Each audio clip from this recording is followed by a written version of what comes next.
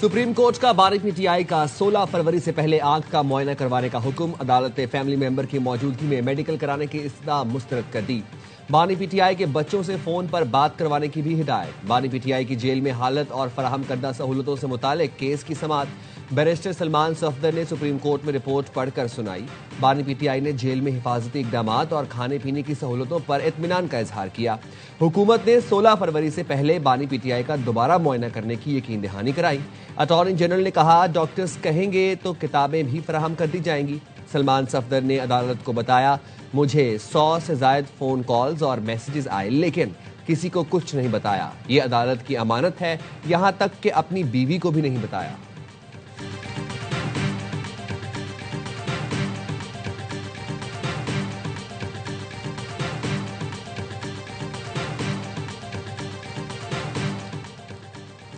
इलाज के बावजूद बानी पीटीआई की दाईं आंख की बिनाई सिर्फ 15% रह गई। Friend of court barrister Salman Safdar से मुलाकात में बानी पीटीआई के बयान पर मुश्तमिल रिपोर्ट सामने आ गई। रिपोर्ट में बानी पीटीआई की आंख का जाती मौलिक से फौरी मुआयने का मुतालबा। बानी पीटीआई के मुताबिक अक्टूबर 2025 तक दोनों आंखों की बिनाई ठीक थी। उसके बाद मुस्तकिल धुंधलाहट और धुंधला नजर आने की शिकायत हुई। जेल सुप्रिंटेंडेंट अब्दुल गफूर अंजुम को 12 इत्तला दी, लेकिन शिकायत के अजाले के लिए कोई इकदाम नहीं किया गया। बारजा दाएं आंख की बिनाई अचानक और मुकम्मल तौर पर खत्म हो गई, जिसके बाद पिम्स अस्पताल के माहिर चश्म डॉक्टर मोहम्मद आरिफ को मुआयना करने के लिए बुलाया गया। इलाज बशमूल इंजेक्शन के बावजूद दाएं आंख की बिनाई सिर्फ 15% बहाल हुई।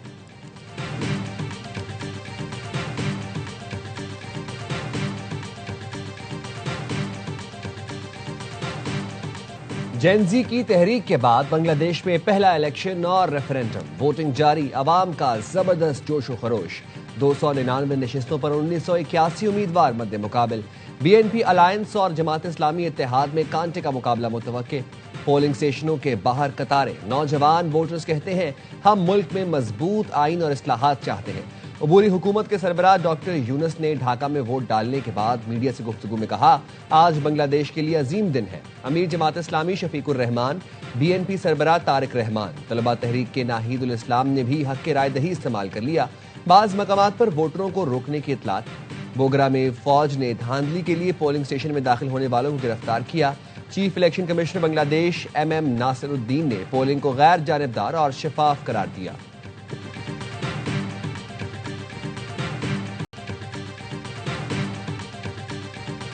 It is the youth who actually spearheaded the movement which finally resulted in the fall of Sheikh Hasina's regime after 16 years of autocracy. Today, Bangladeshis go to the vote. 1/5 or 1/4 of the electorate are actually younger people, so they will determine the future. Sheikh Hasina के दौर का खात्मा नौजवानों की तहरीक का नतीजा है। मुल्क का मुस्तकबिल नौजवानों के हाथों में है। बांग्लादेश के चीफ एडवाइजर के मुआविन खुसूसी डॉक्टर अली रियाज की ABI न्यूज से खुसूसी गुफ्तगू। कहा, भारतीय इस्टेब्लिशमेंट शेख हसीना की हिमायती है और उन्हें पनाह दी हुई है। भारतीय मीडिया मिस इन्फॉर्मेशन फैलाने में पेश है। बांग्लादेश में इलेक्शन के साथ 48 निकात पर रेफरेंडम हो रहा है। रेफरेंडम में जमहूरी हुकूमत एहतसाब को मरकजी हैसियत हासिल है।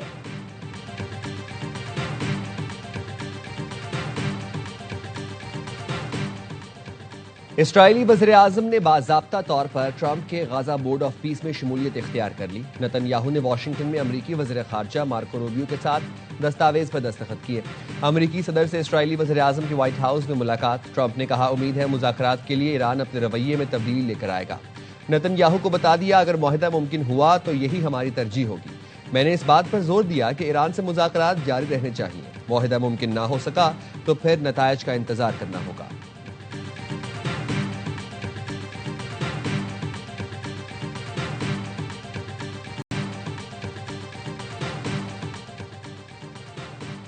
बानी पीटीआई के खिलाफ तोशाखाना फौजदारी केस के ट्रायल पर फैसला महफूज।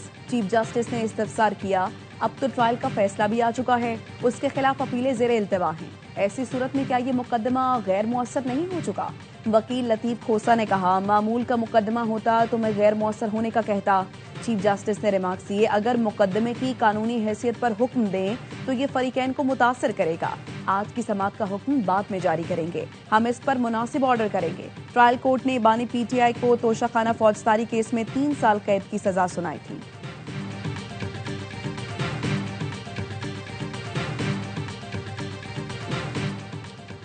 वजीर दाखिला मोहसिन नकवी से बहरीन के हम मनसब का राबिता। इस्लामाबाद की मस्जिद में खुदकुश धमाके की शदीद मुजम्मत की। कहा मस्जिद पर हमला इंसानियत के खिलाफ है। दहशतगर्दी के खिलाफ जंग में पाकिस्तान की कुर्बानियों को कदर की निगाह से देखते हैं। मोहसिन नकवी बोले, बहरीन ने हर आजमाइश में पाकिस्तान का साथ दिया। पाकिस्तान ने दुनिया को महफूज रखने के लिए बेपनाह कुर्बानियां दी हैं। अक़वाम आलम को दहशतगर्दी के खिलाफ जंग में पाकिस्तान के साथ कंधे से कंधा मिलाकर खड़ा होना चाहिए। आलमी सतह पर दहशतगर्दी के खिलाफ मरबूत और मौसर इक़दाम उठाने का वक्त आ गया है।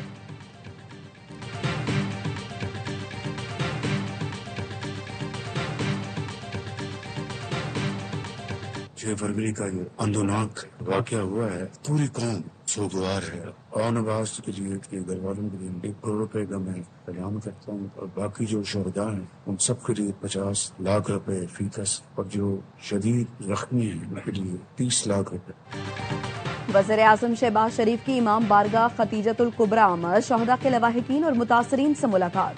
वज़ीर आज़म खुदकुश हमलावर को रोकने वाले शहीद ओन अब्बास के घर भी गए। अहले खाना को 1 करोड़ रुपए और 14 अगस्त को एजाज देने का ऐलान। दीगर शहीद होने वालों के लवाहिकीन के लिए 50 लाख, जख्मियों को 30 लाख रुपए फीकस दिए जाएंगे। शहदा के बच्चों को नौकरियां देने का भी वादा। कहा, अंदोहनाक वाक़े पर दिल इंतहाई दुखी है। दहशतगर्दी के इस वाक़े ने पूरे कौम को यकजा कर दिया। शहदा की कुर्बानियां रायगा नहीं जाएंगी। हमारी अफवाज हर रोज दहशतगर्दों का मुकाबला कर रही है। अजली दुश्मन को शिकस्त देने के लिए कौम कुर्बानियां दे रही है। अल्लाह करे इस मुल्क से दहशतगर्दी का मुकम्मल तौर पर खात्मा हो।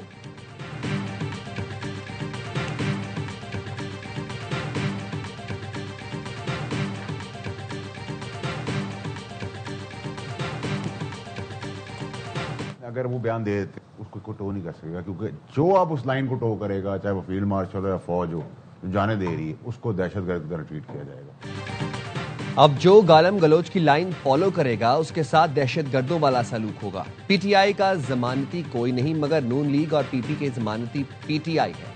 मौजूदा हुकूमत को फॉर्म 47 वाली नहीं बल्कि AK-47 वाली हुकूमत कहें, जो उनको लाइन पर ले आए। फैसल वाउडा की प्रोग्राम खबर में गुफ्तगू। कहा, गुड बॉय बनकर ये हुकूमत चला रहे हैं, गाड़ियां एंजॉय कर रहे हैं।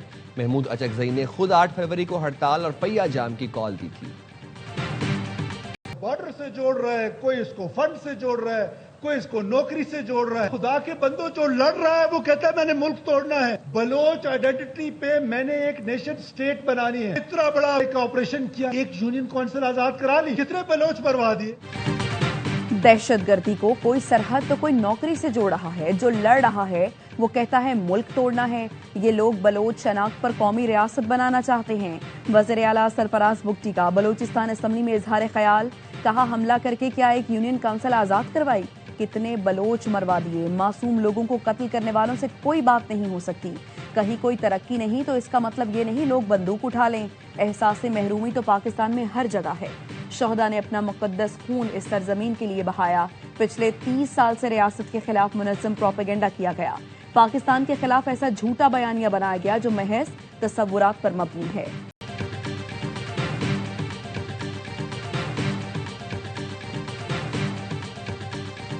कोई बयानिया फौज और अवाम का रिश्ता कमजोर नहीं कर सकता। हमारा बयानिया सिर्फ पाकिस्तान है। ऑपोजिशन लीडर का पाक फौज पर हालिया बयान इंतहाई अफसोसनाक और झूठ पर मबनी है। सिक्योरिटी ओहदेदार की लाहौर में मीडिया नुमाइंदगान से गुफ्तगू। बातचीत तमाम सियासी जमातों का इस्तेहकाक है। सियासत से फौज का कुछ लेना देना नहीं। कहा, पाकिस्तान के अंदर तमाम स्पॉन्सर दहशतगर्दी के पीछे भारत का हाथ है। तरलाई इमाम बारगाह के हमलावर को दहशतगर्द हमले की ट्रेनिंग अफगानिस्तान ने दी। बैरूनी और अंदरूनी साजिशी अनासर के खिलाफ सख्त कार्रवाइयां नागुज़ीर है। दहशतगर्दी पर काबू पाने को नेशनल एक्शन प्लान ही कुंजी है। फितनल हिंदुस्तान दर हकीकत बलोच अवाम और बलोचिस्तान की तरक्की का दुश्मन है। गुड गवर्नेंस ही एक वाहिद जरिया है जो दहशतगर्दी को जड़ से खत्म कर सकती है। तालीमी इदारों के दौरों से वाज़ेह हुआ, नौजवान नस्ल पाक फौज के साथ सीसा पिलाई दीवार की तरह खड़ी है।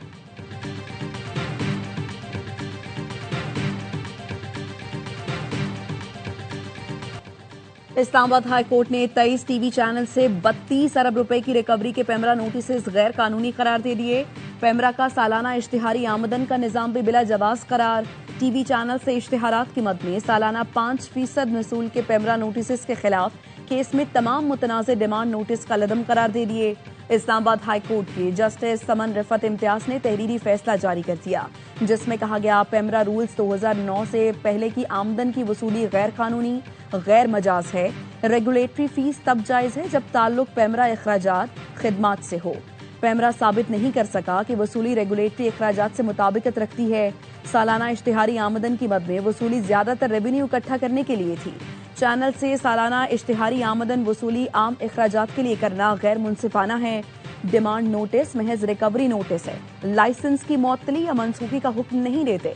डिमांड नोटिस से पहले शोकॉज जरूरी नहीं, लाइसेंस मुअत्तली या मनसूखी से पहले बाकायदा शोकॉज लाजमी होगा।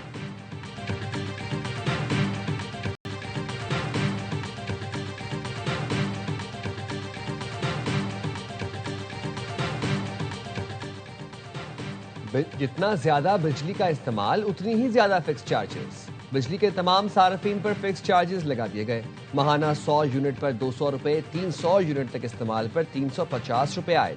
इससे कबल फिक्स चार्जेस 300 यूनिट से जायद के नॉन प्रोटेक्टेड सार्फिन पर आए थे।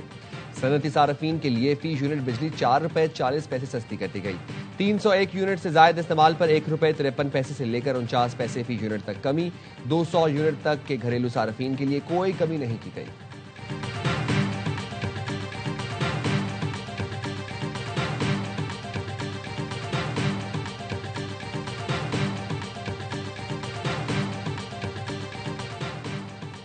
वज़ीर आला पंजाब मरियम नवाज का तकरीब से खिताब, कहा 1 साल के अंदर state of the art autism centre फाल हुआ। ऑटिज्म के शिकार बच्चों के लिए पंजाब का पहला और अपनी नौयत का जदीद सेंटर है। स्कूल में आलमी मयार की तालीम और सहूलतें मौजूद हैं। खुसूसी बच्चों की तालीम की निगरानी खुद कर रही हूँ। बड़े बड़े खिलाड़ियों पर लाखों करोड़ों की बोलियां। लाहौर में PSL की तारीख का पहला प्लेयर ऑक्शन मुकम्मल। तमाम 8 फ्रेंचाइजों ने स्क्वाड बना लिए। नसीम शाह ऑक्शन के महंगे तरीन खिलाड़ी। 8 करोड़ 65 लाख रुपए में रावलपिंडी का हिस्सा बन गए। डेरल मिचेल 8 करोड़ 5 लाख, मोहम्मद आमिर 5 करोड़ 40 लाख में टीम का हिस्सा बने। इस्लामाबाद यूनाइटेड ने फहीम अशरफ को 8.5 करोड़ और मार्क चैपमैन को 7 करोड़ में टीम में शामिल किया। लाहौर कलंदर्स ने फखर जमान और हारिस रऊफ पर 15 करोड़ से ज्यादा खर्च किए। ख्वाजा नाफिस 6.5 करोड़ में कोयटा और साहिबजादा फरहान 5 करोड़ 70 लाख में सियालकोट का हिस्सा बन गए। अंडर 19 स्टार समीर मिन्हास की बोली 60 लाख से शुरू हुई। इस्लामाबाद ने 1 करोड़ 90 लाख में खरीदा।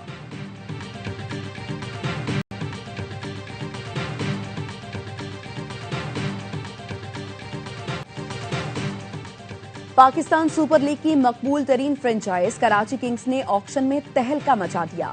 जारे मजाद ऑस्ट्रेलियाई ओपनर डेविड वार्नर, कौमी टीम के कप्तान सलमान अली आगा और hard hitter Azam Khan Kings में शामिल।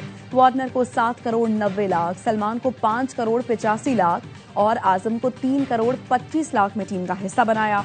ऑस्ट्रेलियाई स्पिनर एडम ज़ेम्पा 4.5 करोड़, मीर हमजा 2 करोड़ 40 लाख और शाहिद अजीज 92 लाख 50 हजार रुपए में कराची किंग्स में शामिल। 18 रुकनी स्क्वाड में जॉनसन चार्ल्स, हुजैमा तनवीर, मोहम्मद वसीम, एहसानुल्लाह, आकिब इलियास, हमजा सुहेल और रिजवानुल्लाह भी शामिल। किंग्स ने इंग्लैंड के मोइन अली को डायरेक्ट साइन किया। हसन अली, अब्बास आफरीदी, खुशदिल शाह और साद बेग को रिटेन किया गया था।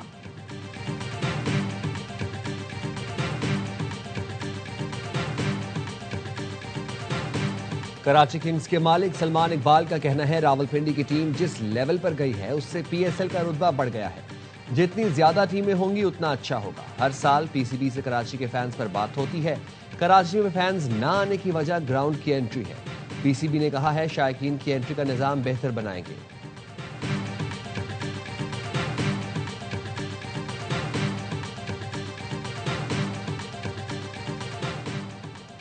रमजानुल मुबारक का चांद 18 फरवरी को नजर आने का कवी इम्कान।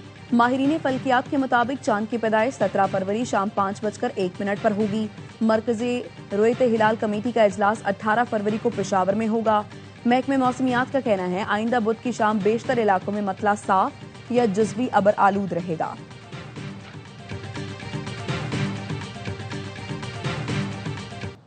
वज़ीर आला पंजाब मरीम नवाज ने डिजिटल ट्रैफिक चालान 1 ऐप का इफ्तिताह कर दिया। ट्रैफिक खिलाफ वर्जियों की वीडियो रिकॉर्डिंग महफूज और काबिल तस्दीक होगी। DIG ट्रैफिक का कहना है डिजिटल शवाहिद से शफाफ और बिला इम्तियाज इन्फोर्समेंट यकीनी बनाई जाएगी। 1 ऐप से सड़कों पर नज़्मो ज़ब्त और महफूज सफर को फरोग मिलेगा।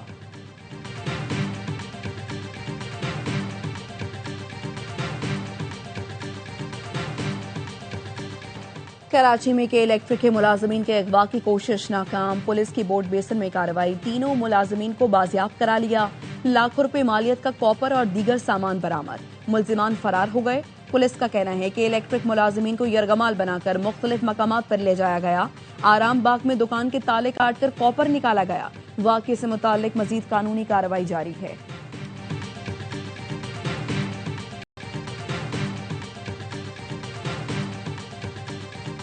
नौशहर फिरोज में कौमी शाहराह पर ट्रेलर ने मोटरसाइकिल सवारों को कुचल डाला। 3 भाई जाँ बहक हो गए। शनाख्त जमील, शकील और इरशाद के नामों से हुई। ड्राइवर ट्रेलर छोड़कर फरार हो गया। वजीराबाद में डस्का रोड पर ट्रक की मोटरसाइकिल को टक्कर, 2 अफराद जान से गए, 1 शख्स जख्मी।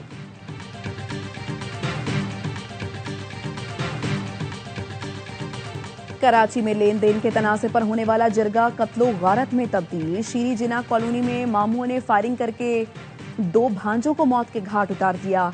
मकतूलीन की शनाख्त कामरान और सरताज के नाम से हुई। पुलिस ने फायरिंग में मुलव्वस 2 मुलजिम गिरफ्तार कर लिए।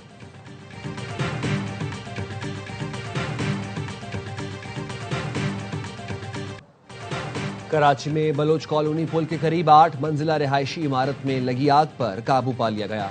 चीफ फायर ऑफिसर के मुताबिक आग बेसमेंट में लगी। धुआं पूरी इमारत में फैल गया था। इमारत में मौजूद लोगों को स्नार्कल की मदद से निकाला गया। कोई जानी नुकसान नहीं हुआ।